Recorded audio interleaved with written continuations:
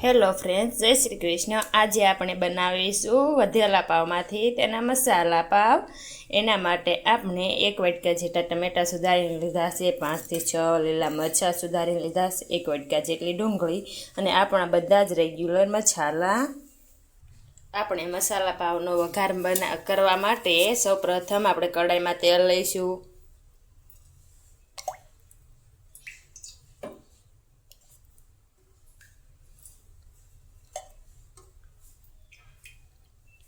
આપણે 5 પાવડા જેટલું તેલ લેવાનું છે।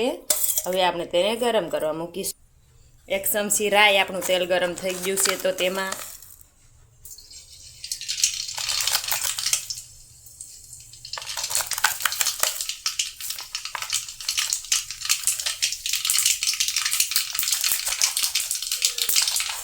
પોણી ચમચી જેટલું જીરું,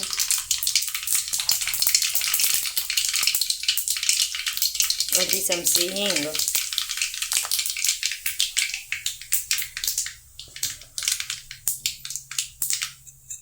તે તતડી જાય એટલે 1 ચમચી જેટલો પાવભાજી મસાલો।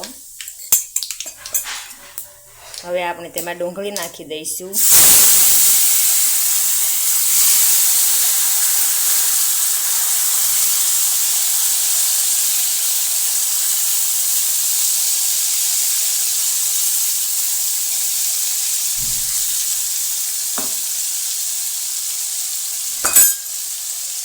હવે આપણે તેને સારી રીતે હલાવીને મિક્સ કરી લઈશું। આ રીતે વઘારમાં તમે પાવભાજીનો મસાલો નાખો તો તેનો સરસ સ્વાદ આવે છે। હિંગ નાખ્યા પછી 2 થી 3 મિનિટ આપણે ડુંગળીને ચડવા દઈશું, પછી મરચાં નાખી દઈશું। આપણે તળિયે દાજે નહીં એટલે આ રીતે વચ્ચે વચ્ચે હલાવતા રહેવાનું। 2 મિનિટ માટે આપણી ડુંગળી ચડી ગઈ છે તો હવે આપણે તેમાં મરચાં નાખી દઈશું। તે કઠણ હોવાથી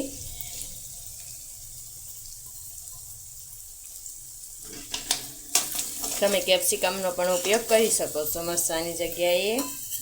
મરચાં તીખા હોય તો ઓછા લેવા અને મોળા હોય તો તમે વધારે પણ લઈ શકો છો। તમે વઘાર કરવામાં તેલની જગ્યાએ બટરનો પણ ઉપયોગ કરી શકો છો। મેં અહીં તેલનો ઉપયોગ કર્યો છે। આપણી ડુંગળી સડી જવા આવી છે તો આપણે તેમાં હળદર અડધી ચમચી નાખી દઈશું।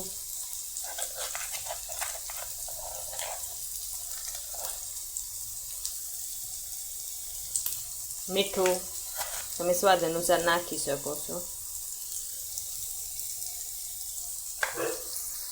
લાલ મરચું,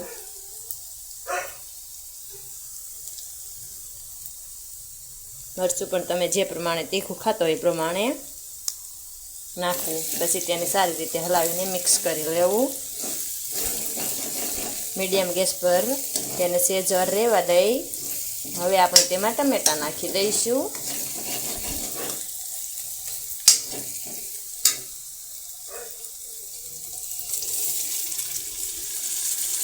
એક વાટકો જેટલા મેં ટમેટા લીધા હતા, એટલે 3 થી 4 ટમેટા મોટા મેં સુધાર્યા હતા।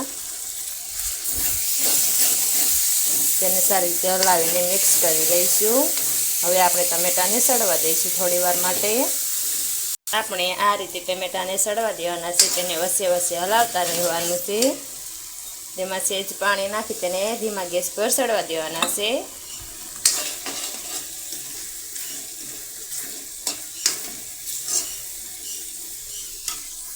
આપણો મસાલો તૈયાર થઈ ગયો છે। ટમેટા સરસ સડી ગયા છે તો હવે આપણે ગેસ બંધ કરી તેને નીચે ઉતારી લઈશું અને પછી આપણે ઉપરથી તેમાં કોથમીર છેલ્લે નાખી દઈશું।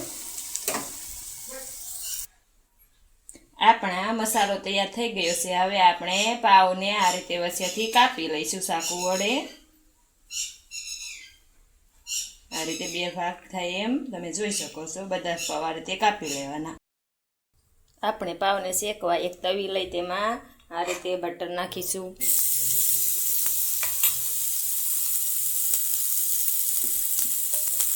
તેની સાથે થોડું તેલ,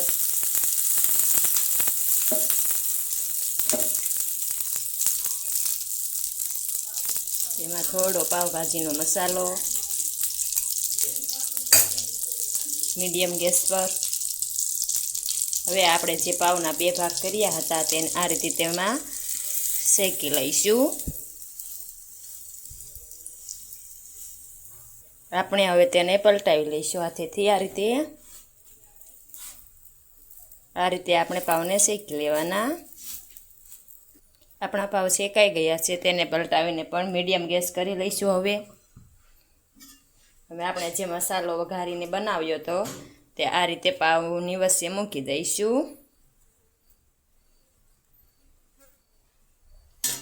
ને આ રીતે માથે પાવ બે આપણે કરી લઈશું।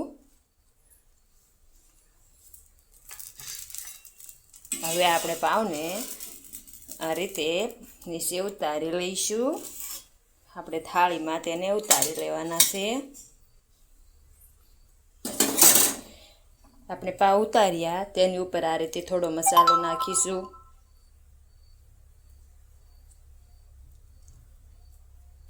આ જ રીતે આપણે બધા પાવ તળી લેવાના છે, શેકીને મસાલા પાવ તૈયાર કરી લેવાના છે। આપણે બીજા પાવને પણ આ જ રીતથી શેકી લઈશું। થોડું બટર નાખીશું,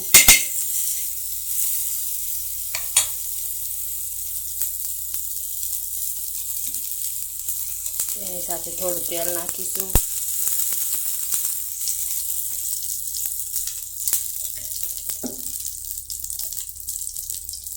તેમાં થોડો પાવભાજીનો મસાલો,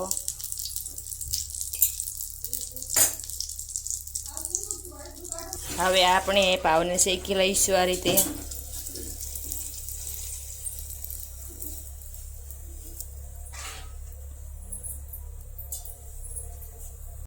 આપણે તેને ફેરવીને આ રીતે શેકી લેવાના છે। આપણે ગેસ ધીમો કરી લેવાનો, શેકાઈ જાય એટલે પાવ। હવે આપણે તેમાં મસાલો ભરી દેવાનો છે। મસાલો તમે જોઈ શકો છો, સરસ સોફ્ટ ટમેટાને તે સડી ગયું છે, સરસ પોસું લાગી રહ્યું છે। તેને વચ્ચે આ રીતે ભરી લેવાનો,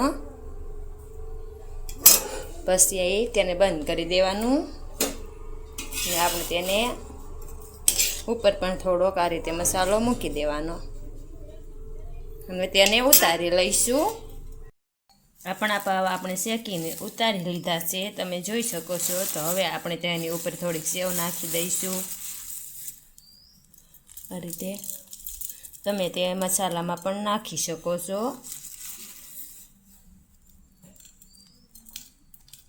વધારે મેં ઉપર જ નાખી છે, અંદર નાખતા ભૂલી ગઈ એટલા માટે। હવે હું તેના ઉપર થોડીક કોથમીર નાખી દઈશ આ રીતે।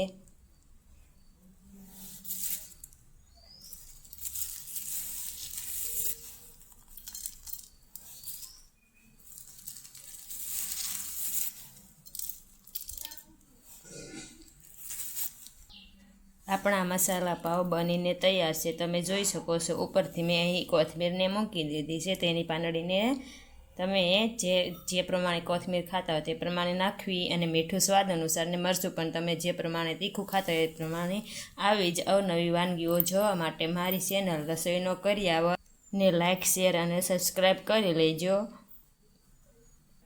આપણા મસાલા પાવ બનીને તૈયાર છે। તમે જે વઘાર કર્યો હતો આપણે મસાલાનો, તેમાં તમે પાવના ટુકડા કરીને એ રીતે પણ બનાવી શકો છો। મેં અહીં આખા રાખ્યા છે, તમે ટુકડા કરીને તેમાં નાખી શકો છો। તમે મસાલા પાવને ચટણી સાથે કે ટમેટો કેચઅપ તેની સાથે ખાઈ શકો છો।